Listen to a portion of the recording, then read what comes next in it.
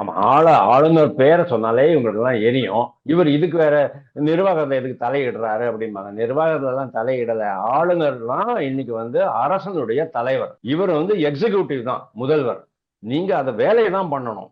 ஆனா தலைவன் நான் அப்படிங்கிற அந்த அதிகாரத்தை தான் அவர் கேட்டிருக்கிறாரு. இதுல ஏதாவது இன்டெலிஜென்ஸ் ஃபெயிலியர் இருக்கா, எங்கேயாவது ஒரு டிஸ்கனெக்ஷன் வந்திருக்குதா, சொதப்பிட்டாங்களா அப்படி. ஏன்னா பாருங்க, புசியானந்து 12 மணிக்கும் சொல்றாரு, இவங்க 3ல இருந்து 10 மணி வரைக்கும் கொடுத்துருக்காங்க. எங்கேயோ இடிக்குது. பல விஷயங்கள் இருக்கு நம்ம சொன்ன மாதிரி. சோ அவர் கேட்டது ரொம்ப சரி. உள்துறை அமைச்சரும் இதை ரொம்ப சீரியஸா எடுத்துட்டு இருக்கிற காரணம் இட்ஸ் அ பொலிட்டிக்கல் திங்.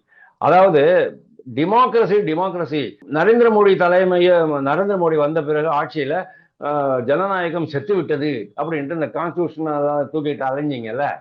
இப்போ சொல்லுங்க, இதை நீங்க எப்படி பேன் பண்ண முடியும்? ஒரு பொலிட்டிக்கல் பிரச்சாரம், ஒரு தலைவர் மக்களை சந்திக்க வருகிறார் அப்படின்னா அது அவங்களுடைய ஜனநாயக கடமை, ஜனநாயக உரிமை.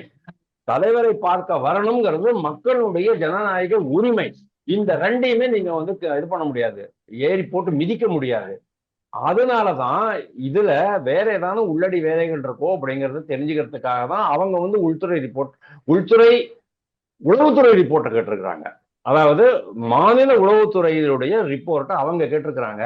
இப்போ அவங்களும் பிரஷர் கொடுப்பாங்க, கவர்னரும் பிரஷர் கொடுப்பாரு, ஊடகங்கள் நம்மள மாதிரி ஊடகங்களும் பிரஷர் கொடுப்பாங்க. மு க ஸ்டாலினுக்கு இது பதில் சொல்ல வேண்டிய அவசியம் மிக மிகவும் அவசியம்.